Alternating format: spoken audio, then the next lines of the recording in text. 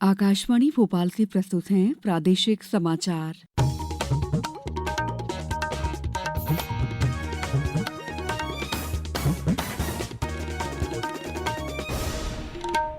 नमस्कार, समाचारों के साथ मैं दीपा सिंह।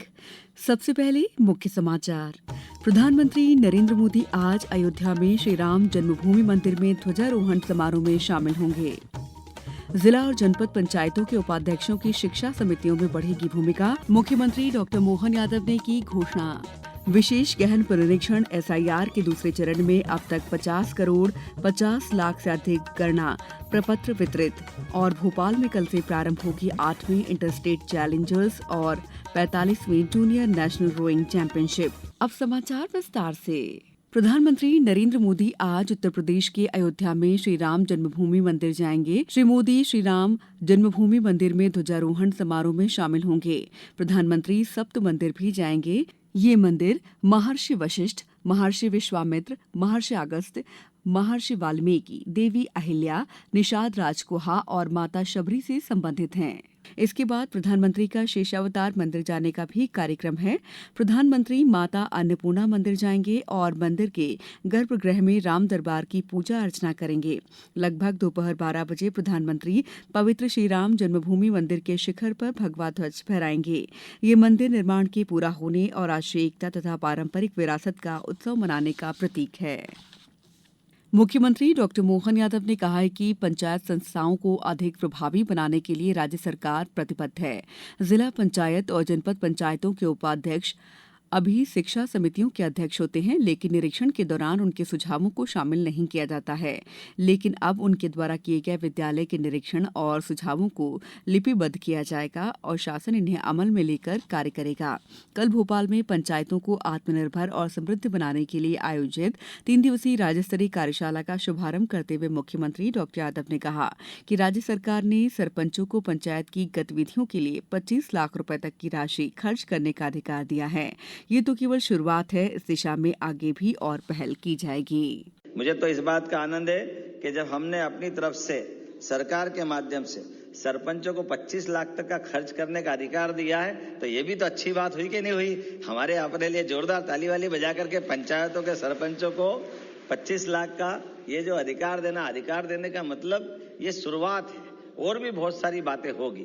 पंचायत एवं ग्रामीण विकास मंत्री प्रहलाद सिंह पटेल ने कहा है कि विकास और जन कल्याण गतिविधियों के बेहतर संचालन के लिए पंचायत प्रतिनिधियों और जिला जनपद अधिकारियों के बीच बेहतर समन्वय आवश्यक है।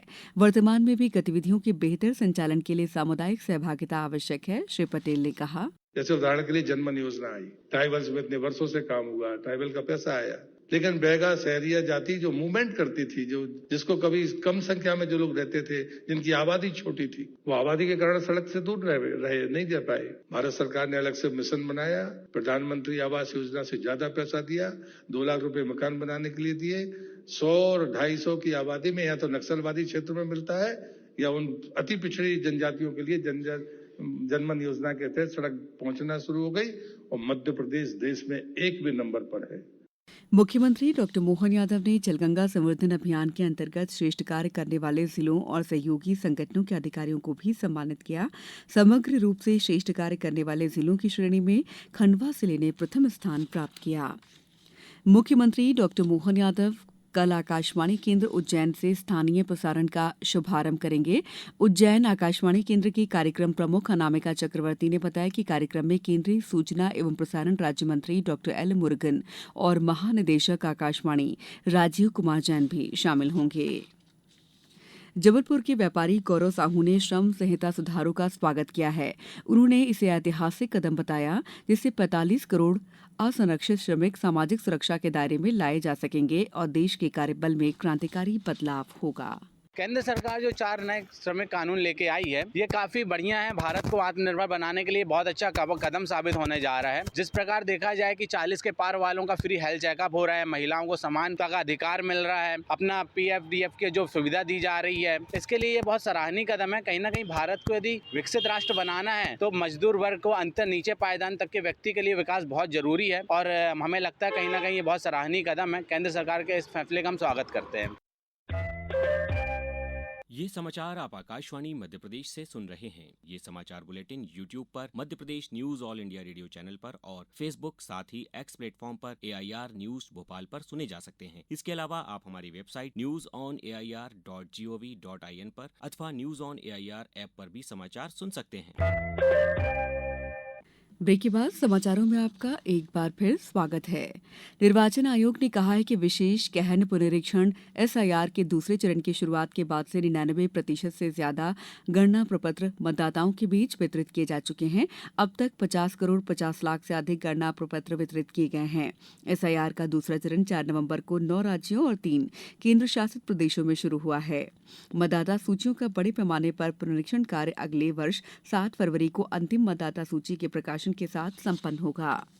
उज्जैन कलेक्टर एवं जिला निर्वाचन अधिकारी रोशन कुमार सिंह ने जिले के सभी मतदाताओं से अपील करते हुए कहा है कि जिले में जो SIR की प्रक्रिया चल रही है उसमें जल्द से जल्द अपना गणना प्रपत्र भरकर दे दें, जिससे ये प्रक्रिया समय पर पूरी की जा सके। जिले के सभी मतदाताओं से मेरी अपील है कि जो SIR की प्रक्रिया चल रही है उसमें जल्दी से जल्दी अपना जो गणना पत्रक है को फिलअप करके आप दे दें, जिससे कि यह प्रक्रिया समय के तहत जो है पूरी की जा सके। मुझे बताते में खुशी है कि जिले में अब तक 61% लोगों के जो है गणना पत्रक आ चुके हैं और उनको डिजिटाइज किया जा चुका है। बचे हुए मतदाताओं से मेरी अपील है कि यथाशीघ्र अपने गणना पत्रक को आपको दे दें, और अगर फॉर्म को फिल करने में, गणना पत्रक को भरने में किसी प्रकार की कोई भी अगर कंफ्यूजन हो तो अपने संबंधित BLO साहब से संपर्क करें। भोपाल के बड़े तालाब में 8वीं इंटरस्टेट चैलेंजर्स एवं 45वीं जूनियर नेशनल रोइंग चैंपियनशिप का आयोजन 26 से 30 नवंबर तक किया जा रहा है।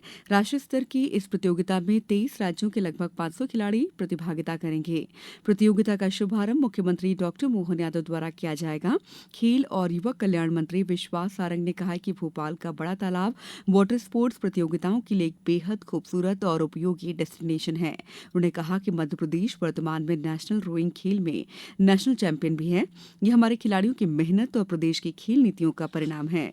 इस तरह की प्रतियोगिताओं से प्रदेश के वाटर स्पोर्ट्स खिलाड़ियों को अपनी प्रतिभा दिखाने के लिए एक उत्कृष्ट मंच मिलेगा। भोपाल में आज राज्य स्तरीय शालेय बैंड प्रतियोगिता का शुभारंभ होने जा रहा है। राज्य स्तरीय ब्रॉस बैंड और पाइप बैंड की श्रेणी में सभी संभागों की 19 टीमें भाग लेंगी और रंगारंग प्रस्तुतियां प्रस्तुत करेंगी। अब कुछ समाचार संक्षेप में। मुख्यमंत्री डॉक्टर मोहन यादव कल इंदौर जिले के गौतमपुरा से सोयाबीन भावांतर योजना के तहत प्रदेश के 1,52,000 किसानों के खातों में 253 करोड़ रुपए की राशि अंतरित करेंगे।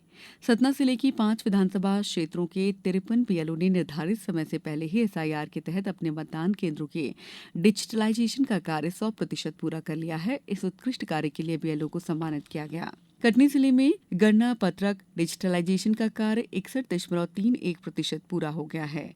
रतलाम में क्रीड़ा भारती और चैतन्य कश्यप फाउंडेशन के तत्वावधान में खेल चेतना मेला 20 से 23 दिसंबर तक आयोजित होगा। खरगोन जिले के गुगोवा थाना क्षेत्र में कल छात्रों को घर छोड़ने जा रही एक बस और दोपहिया वाहन में टक्कर होने से एक ही परिवार के 3 लोगों की मौत हो गई। एक अन्य घायल हो गया है, जिसे जिला अस्पताल में भर्ती कराया गया है। सांची बौद्ध भारतीय ज्ञान अध्ययन विश्वविद्यालय में आयोजित Indian society for Buddhist studies के रजत जयंती समारोह के दूसरे दिन प्रोफेसर अरविंद जामखेड़कर ने बौद्ध स्थापत्य कला पर विचार रखे। इस बुलेटिन में बस इतना ही। अगला बुलेटिन दोपहर 2:10 पर। नमस्कार।